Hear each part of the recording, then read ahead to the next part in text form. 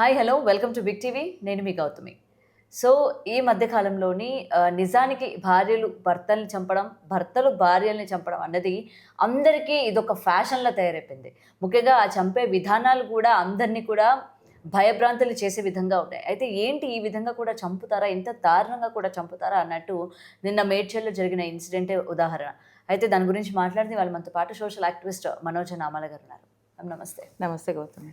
నిజంగా ఒక అమ్మాయి వెనకన ప్రేమించడానికి ఎక్కువ శాతం తిరుగుతూ ఉంటారు. ఆ అమ్మాయిని ఆరాధించే వాళ్ళు ఉంటారు. ప్రేమించి పెద్దల్ని ఎదిరించి మరీ పెళ్లి చేసుకున్నారు వీళ్ళిద్దరూ.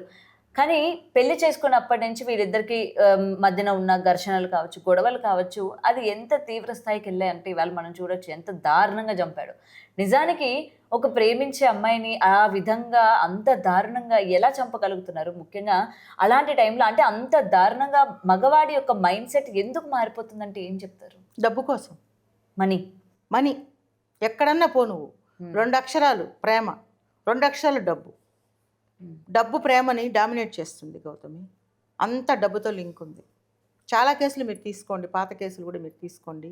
డబ్బుతో ముడిపడి ఉంది. ఆ యొక్క దాన్ని ఏమంటారంటే ఆ మైండ్ సెట్ ఎలా తయారైందంటే, మహేందర్ రెడ్డి అనేవాడు లవ్ మ్యారేజ్ చేసుకున్నాడు. పక్కపక్కన ఇళ్లలో ఉండేవాళ్ళంట. ప్రేమించి పెళ్లి చేసుకున్నాడు. అంతవరకు బాగానే ఉంది. తర్వాత చిన్న చిన్న గొడవలు వచ్చినా కూడా మరి పెద్దవాళ్ళు ఇన్వాల్వ్ అయ్యారో లేదో తెలియదు. నేను ప్రతి ఇంటర్వ్యూలో అవ్వలేదని చెప్తున్నారు. ఎందుకంటే వాళ్ళ ఫాదర్ వాళ్ళ మదర్ చెప్పారు, మహేందర్ వాళ్ళ మదర్. అంటే మీరే ఇంకా బ్రతకండి అని చెప్పి మేము వదిలేసాము ఇంకా వాళ్ళిద్దరిని కూడా. ఎందుకంటే ఇరు కుటుంబాలకి ఇష్టం లేదు కాబట్టి. అందుకే పెద్దవాళ్ళు చెప్పినప్పుడు కొంచెం పిల్లలు వినాలా, వద్దమ్మా అని తల్లిదండ్రులు, అమ్మాయి తల్లిదండ్రులు చెప్పారంటే దానికి వెనక ఒక రీజన్ ఉంటుంది. తల్లిదండ్రులు వద్దు అన్నారు అంటే ఆ అబ్బాయి మంచివాడు కావచ్చు. ఎందుకు వద్దన్నారు అంటే వైబ్రేషన్స్, పాజిటివ్ నెగిటివ్ వైబ్రేషన్స్ వచ్చి ఉంటాయి ఆ తల్లిదండ్రులకి. ఏదో నెగిటివ్ వైబ్రేషన్స్, ఏదో ఒక కీడు శంకించి ఉండొచ్చు. తమ బిడ్డ ఏదో వెళ్ళి ఒక పెద్ద ఇదిలో పడిపోతుంది, ఒక ఊబిలో పడిపోతుంది, వద్దు అని అన్నప్పుడు వినాలి. వినలే. మా లైఫ్ మేము matured, we are matured, we are major, అంటే మాకు పెద్ద రైట్ ఉంది, మేము ఏ డెసిషన్ తీసుకోవడానికైనా అని చెప్పి ఇద్దరు పెళ్లి చేసుకున్నారు. పెళ్లి చేసుకున్నందుకు ఒక రోల్ మోడల్ లాగా బతికారా? నలుగురిలో మేము సమాజంలో తలెత్తుకొని మా తల్లిదండ్రులు ఈరోజు మా బిడ్డలు బాగున్నారు, Swathi Mahender Reddy is made for each other, మంచి ఫ్యామిలీ అని చెప్పుకోగలిగేటువంటి స్థాయిలో ఉన్నారా? స్టార్టింగ్ నుంచి గొడవలే ఇద్దరి మధ్య అగ్గిపుల్లేస్తే బొగ్గుమంటుంది. అలాంటి పరిస్థితుల్లోనైనా కూడా తల్లిదండ్రులకి అంత కఠిన హృదయం ఉండకూడదు. ఇక్కడ క్యాస్ట్ ఫీలింగ్ ఎక్కువ. ఇప్పుడు అమ్మాయి బీసీలకు సంబంధించిన అమ్మాయి, ఈ అబ్బాయి ఒక రెడ్డి కులానికి సంబంధించిన అబ్బాయి. కులం ఏదైనా కూడా మనసులు కలిసినప్పుడు ఒకరి తప్పులు ఒకరు క్షమించుకొని సంసారం చేసుకోవాలి. ఇప్పుడు 37 సంవత్సరాలు, నాకు 36 సంవత్సరాలు అయింది నాకు పెళ్ళయ్యి. 36 సంవత్సరాలు గొడవలు లేకుండా భార్యాభర్తల మధ్య ఒక గొడవ రాకుండా ఏం ఉండదు. వచ్చినా కూడా ఈగోస్, ఒక భార్య ఈగోయిజంగా ఫీల్ అయింది అనుకోండి, భర్త అడ్జస్ట్ చేసుకోవాలి. భర్త కొంచెం ఈగోగా ఫీల్ అయ్యాడు, మగవాడండి ఈగోగా ఫీల్ అవుతాడు. దాన్ని ఎలా ఓవర్కమ్ చేయాలనేది తెలివిగా మనము ఆడవాళ్ళు దాన్ని అడ్జస్ట్ చేసుకుని ఎలా ఎక్కడ వాడిని డామినేట్ చేయాలి అనేటువంటిది ఆడపిల్లలు నేర్చుకోవాలి. అదే తల్లిదండ్రుల ఇన్వాల్వ్మెంట్, తల్లిదండ్రుల సపోర్ట్ ఉందనుకోండి, అమ్మ ఇది తప్పు, ఇది ఒప్పు, నువ్వు ఇలా ఉండకూడదని వాళ్ళు చెప్పుండేవాళ్ళు. వీడికి పిచ్చికొక్క ఉన్నాడు కదా మహేందర్ రెడ్డి, ఒక క్రూయల్ ఏమనాలో వాడిని అసలు. వాడికి తల్లిదండ్రులు చెప్పుండేవాళ్ళు. వాళ్ళు ఇప్పుడు ఏమంటారు, ఏదైనా గొడవ వచ్చి వెళ్ళినా కూడా ఎవడరా నిన్ను చేసుకోమన్నారు అంటారు. ఈ అమ్మాయిని ఏమంటారు? అయినా సరే తల్లిదండ్రులు ఒక మంచి మనసుతో, అరే నా బిడ్డ ఏదో తప్పు చేసింది, పెళ్లి చేసుకుంది, ఏదో ఇద్దరు గొడవ పడుతున్నారు, మేము వెళ్ళి కాస్త చూద్దాము, పలకరిద్దాము, ఆ బిడ్డల్ని కొంచెం ఆదరిద్దాము, అసలు ఏం జరుగుతుందో ఇన్స్పెక్షన్ అంటున్నా నేను. తల్లిదండ్రులు, అటు తల్లిదండ్రులు కానీ ఇటు తల్లిదండ్రులు కానీ ఇవాళ రేపు పిల్లలు పెళ్లి చేసుకొని సంసారాలు ఒక్కళ్ళే వెలగబెడుతున్నారు. అత్తమావులు ఉండకూడదు, ఇటు తల్లిదండ్రులు ఎవరు ఉండకూడదు. వాళ్ళకి మానిటరింగ్ అవసరం లేదు, ఇండివిజువల్గా జీవించాలి. ఎందుకంటే రెస్పాన్సిబిలిటీ వద్దు మాకు, తల్లిదండ్రులు మాకు వద్దు, అత్తమావులు వద్దు, ఫ్రీగా బతకాలి. దానివల్ల ఏం జరుగుతున్నాయి? ఇలాంటి ఘోరాలు జరుగుతున్నాయి. ఆ తల్లిదండ్రులు ఇష్టం ఉన్నా లేకపోయినా తమ బిడ్డల్ని కన్నారు కాబట్టి ఆ ప్రేమను చంపుకోకుండా వెళ్ళి ఏం జరుగుతుందో ఇన్స్పెక్షన్ చెయ్యాలి. సడన్గా వెళ్ళాలి, కాసిన పండ్లు పట్టుకుని, కాసిన స్వీట్ పట్టుకుని వెళ్ళి, ఏమ్మా ఎలా ఉన్నారు మీ ఇద్దరు, వచ్చాము మిమ్మల్ని చూసిపోదామని ప్రేమగా పలకరించి అసలు ఏం జరుగుతుందో ఒక 2 రోజులు వాళ్ళ ఇంట్లో చాన్న ఉండి గమనించుకునేటువంటి మనసు తల్లిదండ్రులకి లేదు. దాంతో ఇప్పుడు ఏం జరిగింది? వీళ్ళు ఉన్నటువంటి ఒక పాము బుసగొట్టింది అనమాట, లేచింది పైకి, పడగ విప్పింది. ప్రెగ్నెంట్ లేడీ అని కూడా చూడలేదు అసలు. వాడికి ఆ అమ్మాయిని వదిలించుకోవడమే కావాలి. ఎందుకంటే ఫస్ట్లో నీ కళ్ళు ఇంత బాగున్నాయి, నీ ముక్కు ఇంత బాగుందంటే వాళ్ళ భార్య బాగుందని అందరూ మనసులో అనుకుంటారు, వీడికి తెలియకపోవచ్చు. వీడికి అనుమానం అని. ఇప్పుడు ఒక అందమైన అమ్మాయి కనపడిందమ్మా, ఎవడైనా వాడి ముందు కళ్ళతో ఖచ్చితంగా పాపం చేస్తాడు. వీడు ఆపుతాడా? ఆ పిల్ల అందంగా ఉందని వీడికి తెలుసు. వేరే వాడిని పెట్టి దీన్ని అనుమానించి ఆ అమ్మాయి కనబోయే బిడ్డకి తండ్రిని నేను కాదు అనేటువంటి ఒక రీజన్ పెట్టుకొని ఆ అమ్మాయిని ముక్కలు ముక్కలుగా నరికి చంపి ఆ ముక్కలన్నీ ఒక బ్లాక్ కవర్లో వేసి వాడు తీసుకెళ్ళి మూసీ నదిలో కలిపాడంటే వాడి పాపం ఎక్కడికి పోతుంది అని వాడు ఎందుకు అనుకోలేదు నాకు అర్థం కావట్లేదు. నేనేమంటున్నానంటే ఆడపిల్లని వాడు ఎలా చంపాడో వీడిని కూడా అలా ముక్కలు చేసి, ఎందుకంటే ఒక ఆడపిల్లని చంపటం అనేది మహాదారుణం. అందులో ఒక తన ప్రతిరూపాన్ని మోస్తున్నటువంటి ఒక భార్యని ఎన్ని తప్పులని జరిగి ఉండొచ్చు, ఇద్దరి మధ్య కొట్టుకొని ఉండొచ్చు, తిట్టుకొని ఉండొచ్చు. నిజానికి ఆడపిల్ల ఒక తప్పు చేసి ఉండొచ్చు అమ్మా, ఒకరితో తప్పు చేసింది అనుకోండి, దానికి కారణం వీడే అవుతాడు. నువ్వు నీ భార్యని సరిగా చూసుకుంటే నీ భార్య పక్కింటోడిని చూడదు. నువ్వు నీ భార్యని నిజంగా ప్రేమిస్తే నీ భార్య ఇంకొకటి జోలికి పోదు.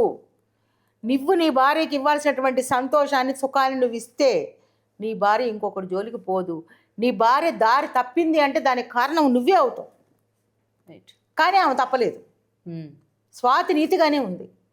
కానీ వీడి ఆలోచనలో తప్పుదోవలో ఉన్నాయి. వీడి ఆలోచన ఏంటి, దీన్ని చంపేస్తే కొన్నాళ్ళు కేసు నడుస్తుంది, ఇవాళ రేపు పెద్ద శిక్షలు ఏం పడుతున్నాయి.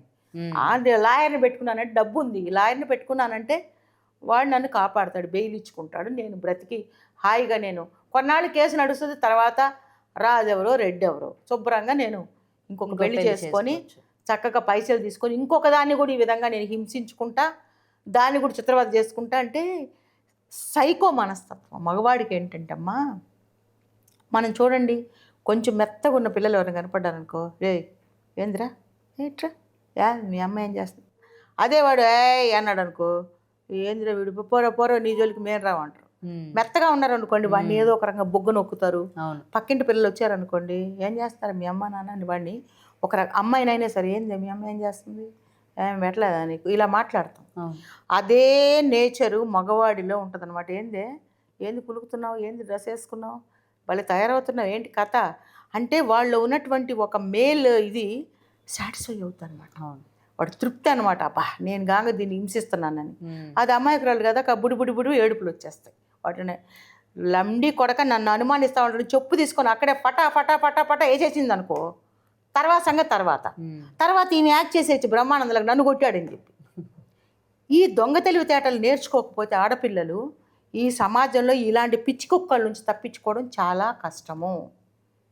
నేనేమంటున్నాను అనుకో, ఇలాంటి నేర్పించాలనుకున్నాను గౌతమి, తప్పదు మరి. వాడు ఫిజికల్గా బలాఢ్యుడు కాబట్టి బలహీనరాలైన ఆడపిల్లల్ని బాధ పెట్టడానికి వాడు ఎప్పుడు సిద్ధంగా ఉంటాడు. వాడికి తెలిసింది ఒక్కటే, చేయి చేసుకోవడమే. ఆ చేయి చేసుకునే బలం ఆడపిల్లకి లేదు కాబట్టి ఇక్కడ స్వాతి బలైపోయింది. వాడి యొక్క దొంగ తెలివితేటలు గ్రహించినప్పుడే ఈ అమ్మాయి, ఏమండి మా ఇంట్లో ఇట్లా నాకు నా భర్త గొడవలు అవుతున్నాయి, ఇప్పుడు ఇంత ఎందుకు చెప్తున్నానంటే మిగిలిన వాళ్ళు ఎవరైనా ఉంటే ఇలా ఫాలో అవ్వాలి అని. కానీ ఇంకొకటి మేడం, ఇద్దరు కూడా ఎడ్యుకేటెడ్ ఉన్నా, వన్స్ తను మంచిగా ఇండిపెండెంట్ లేడీ అయినా పెళ్ళైన తర్వాత భర్తే నా జీవితం, భర్తను ఒక మాట మనం అనకూడదు అని చెప్పి, ఇంకా తను చదువుకున్న చదువు, తనకున్న ఇండివిజువాలిటీ, సొసైటీలోకి వెళ్ళిన తర్వాత తను ఉండే విధానాన్ని అన్నీ మర్చిపోయి కేవలం భర్తే అనుకొని ఉండడం కూడా one of the main reason అనుకోవచ్చా? గౌతమి అలా ఉండాల్సిన అవసరం లేదు. ఎందుకు ఉండాలి గౌతమి, ఎందుకు ఉండాలి చెప్పు నువ్వు నాకు. ఒక కారణం మీరు అడిగారు కదా, ఇంత ఎందుకు ఉండాలి ఒబ్లైజింగ్గా, భర్తకి ఎందుకు ఒబ్లైజింగ్గా ఉండాలి, అవసరం లేదు. ఎందుకంటే ఇవాళ రేపు వ్యక్తిత్వాలు ఈక్వల్గా ఉన్నాయి, నాలెడ్జ్ ఈక్వల్గా ఉంది, సంపాదన ఈక్వల్గా ఉంది. ఎక్కడ వినద్దు అనట్లా, ఒక్కళ్ళ మాట ఒకళ్ళు గౌరవించుకోండి. నీకు అర్థమైందా? భర్త మాట వినద్దు అంటే భార్య మాట భర్త వినమని కాదు, అదే మ్యూచువల్గా ఒకళ్ళ అభిప్రాయాలు ఒకళ్ళు గౌరవించుకొని ఒకే మాట మీద ఒకే తాటి మీద నిలబడండి. ఎక్కువ తక్కువ లేదు గౌతమి ఇక్కడ. ఫిజికల్గా ఆడపిల్ల కొంచెం వీక్ ఏమో కానీ మెంటల్గా she will be very strong.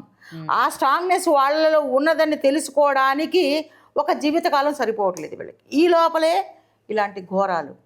ఆ అబ్బాయితో గొడవలు అయినప్పుడే వాళ్ళ అమ్మ నాన్న దగ్గరికి వెళ్ళి, నాన్న నేను తప్పు చేశాను, మిమ్మల్ని దాటి నేను వెళ్ళాను, ఈరోజు నాకు ఈ కష్టం వచ్చింది నాన్న, నాకు ఒక హెల్ప్ చేయండి అని తండ్రిని ఆశ్రయించిన, ఇఫ్ షీఈ్ ఎడ్యుకేటెడ్, అదే not Swathi, any one, any lady educated, police స్టేషన్కి వెళ్ళి సార్ ఇట్లా మా ఇద్దరు గొడవలు అవుతున్నాయి, నాకేదో హాని జరిగేలాగా ఉంది, కొంచెం మీరు నన్ను ప్రొటెక్ట్ చేయండి అంటే ఇవాళ రేపు పోలీసులు బాగానే స్పందిస్తున్నారు ఆడపిల్ల విషయం. ఎవరో ఒకళ్ళు సపోర్ట్ దొరకకపోరు, ఒక లాయర్ దగ్గరికి వెళ్ళి సార్ ఇలా నడుస్తుంది మా ఇద్దరి మధ్య గొడవలు, తల్లిదండ్రులు దూరం అయ్యారు, అత్తమామలు దూరం అయ్యారు, నాకు సహాయం చేయండి. కనీసం పబ్లిక్లో మీడియా, మీలాంటి వాళ్ళు మీడియాకు వచ్చి, మీలాంటి వాళ్ళ దగ్గరికి వచ్చి మేడం నాకు ఇలా ఉంది, ఇలా జరుగుతుంది, నేను ఏం చేయాలంటే సలహాలు ఇవ్వని వాళ్ళు ఎవరు ఉండరు గౌతమి. రైట్. ఇప్పుడు మాలాంటి వాళ్ళ నెంబర్లు పెట్టుకొని ఒక కష్టం వస్తే ఫోన్ చేసి నిజంగా నేను ఆదుకుంటాను. ఐఎమ్ షూర్ ఇబ్బంది వచ్చిందంటే నేను ఖచ్చితంగా కౌన్సిలింగ్ చేసి వాళ్ళకి ఏం చేయాలో కనీసం నేను చెప్పగల కెపాసిటీ నాకు ఉంది. ఎవరు అంత ఆలోచించట్లేదు. ఆ నిమిషానికి వాడు ఏదో అన్నాడు నేను చచ్చిపోవాలా ఇలా ఆలోచించే వాళ్ళు, ఇది చావట్లేదు కాబట్టి నేనే చంపేయాలనేటువంటి మహేందర్ రెడ్డి లాంటి దుర్మార్గపు ఆలోచనలు, దుష్ట ఆలోచనలు కలిగి ఆమెను చంపాడు. ఈరోజు వాడు దోషిగా నిలబడ్డాడు. వాడికి కఠినమైన శిక్ష పడాలి. పడకపోతే మాత్రం ఆడవాళ్ళందరూ తిరగబడతారు ఖచ్చితంగా. ఆ తల్లి యొక్క, ఇప్పుడు తల్లి ఏడుస్తుంది, తండ్రి ఏడుస్తున్నాడు, తల్లి ఏడుస్తుంది. ఇప్పుడు కాదు ఏడవాల్సింది.